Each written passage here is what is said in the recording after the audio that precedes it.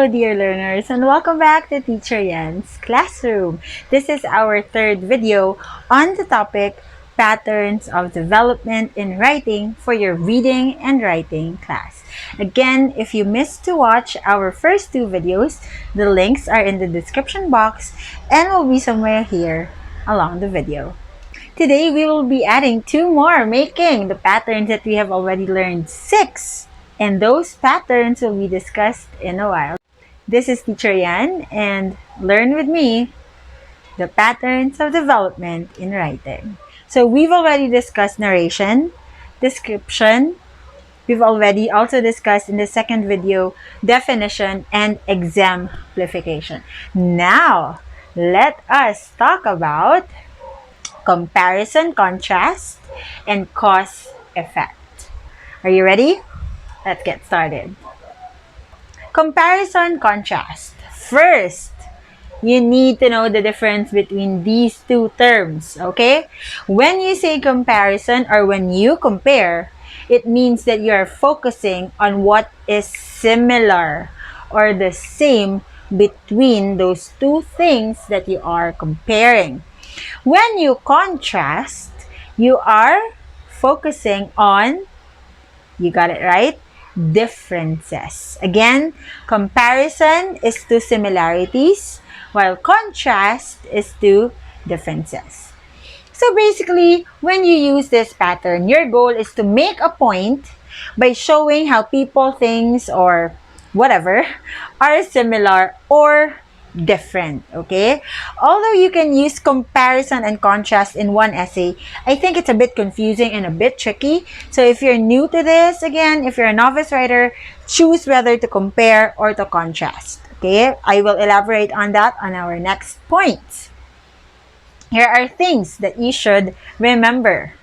Determine your purpose. Why?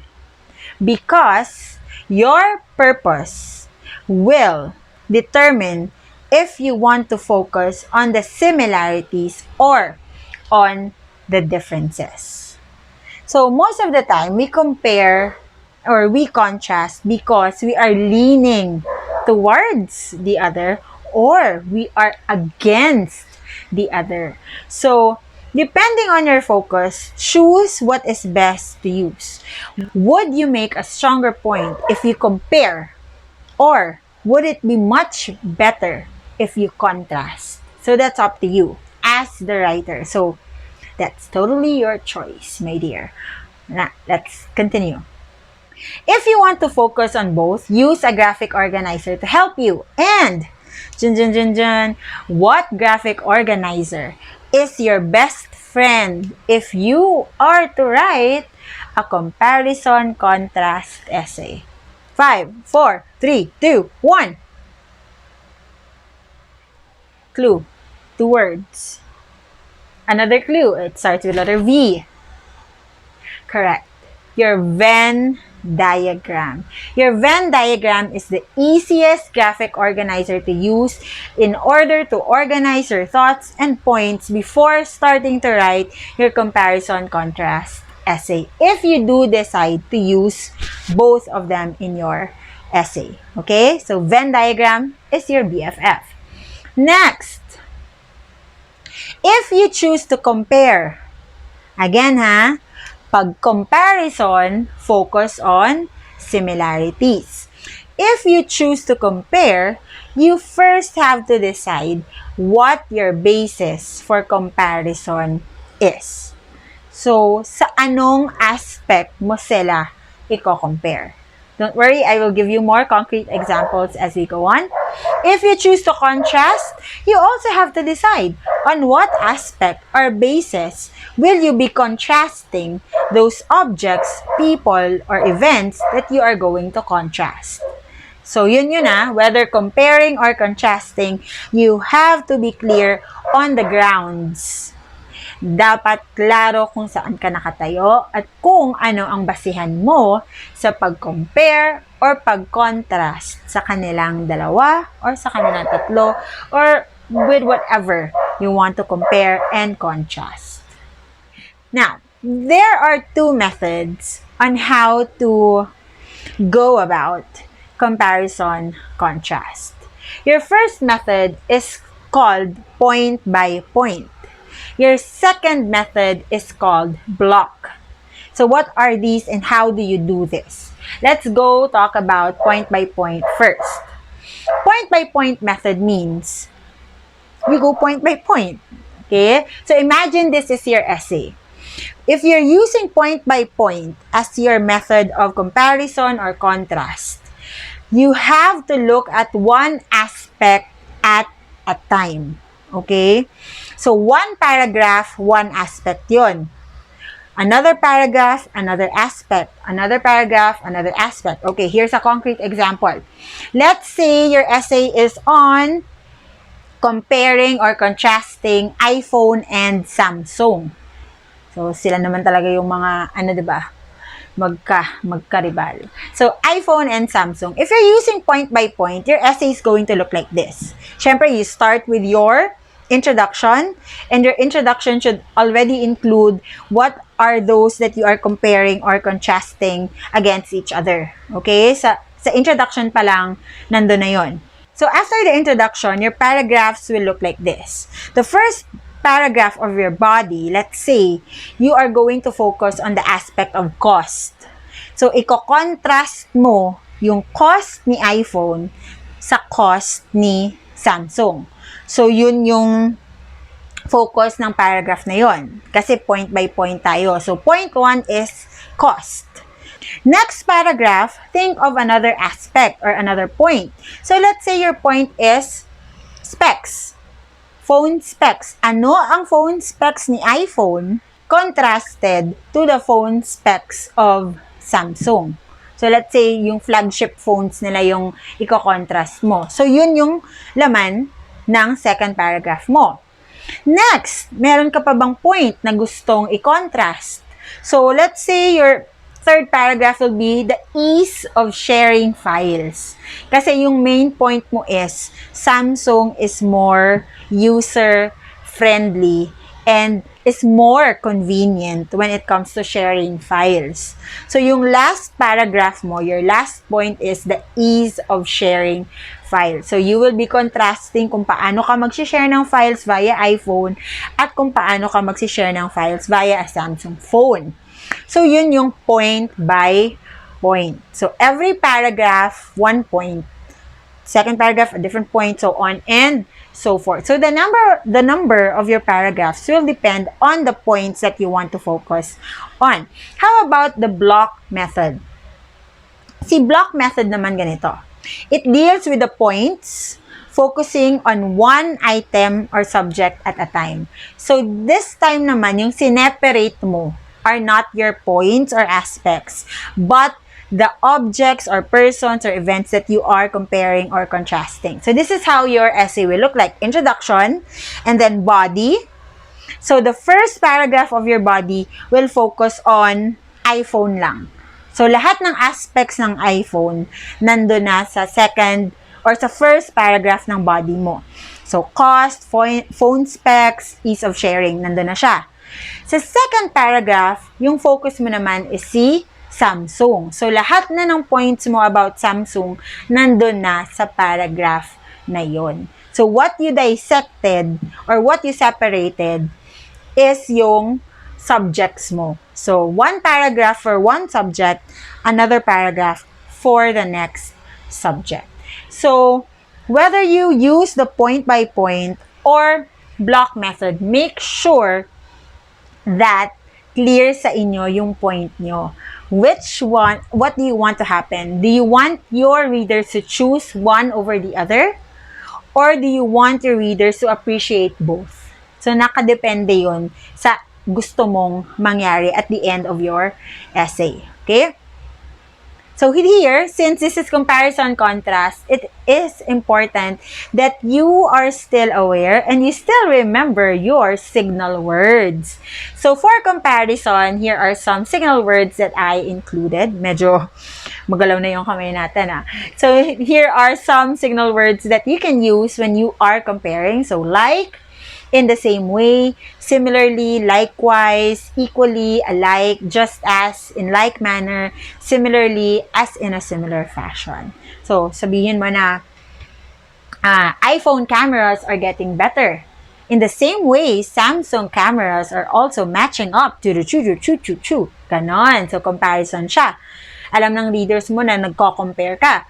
If contrast naman, you can use these words or signal words, but yet, conversely, however, still, otherwise, in contrast, on the contrary, on the other hand, pwede ring meanwhile, while, so yun naman yung mga ano. So, for example, sasabihin mo na, for iPhone, the price range is, hindi ko alam yung price range. Meanwhile, for Samsung phones, so, yung meanwhile na yon, it signals that you are contrasting the price range of Apple and Samsung.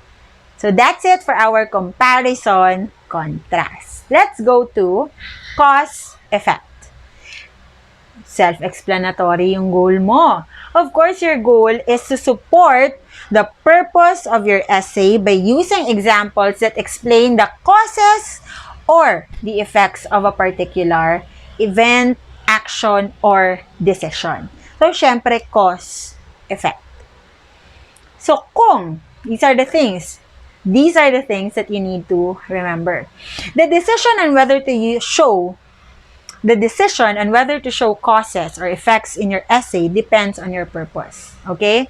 So again, at the end of the day, kahit anong pattern actually, the pattern that you choose, the focus that you choose really depends on your purpose as the writer. So, sa cause and effect, it's the same thing. It depends on what you want to happen to the minds of your readers or what you want your readers to feel or think of after reading your essay or your written work. Example topic. You are going to write an essay about how someone has served as your role model. So, magsusulat ka ng essay na nakafocus kung paano naging role model ang isang tao sa'yo. So, anong gagamitin mo? Is it cause or effect? Saan ka magfo-focus? Sa cause or sa effect? Correct answer is you are going to focus on the cause. Kasi you want people to know why that person is your role model. So, you will be focusing on the cause. So, just as you have signal words for comparison and contrast, you also have signal words for cause, effect. So, ano yung mga signal words na to? So, for cause, syempre yung because, caused, if, since.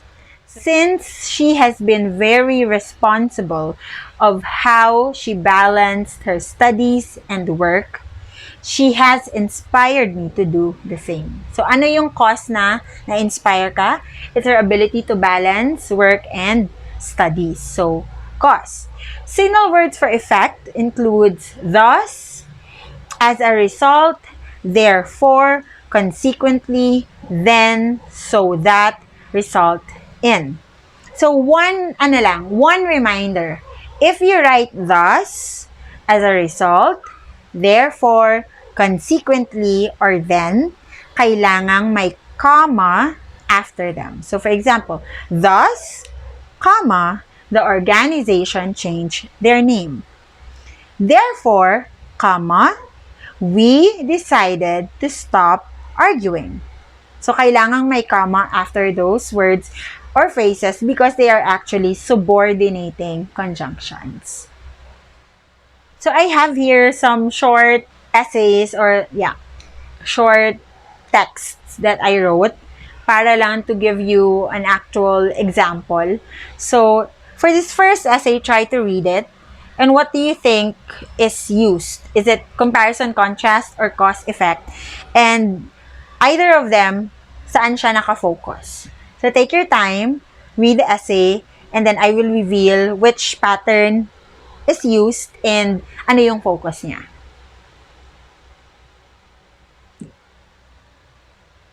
Sige. So, this essay is about exercise. And it actually employs cause, effect.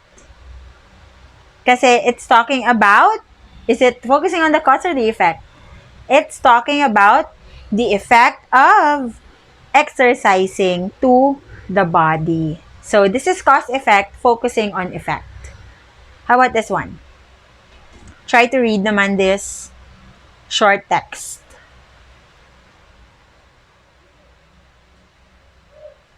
So try to read and again identify kung ano yung pattern na ginamit at saka ano yung focus niya.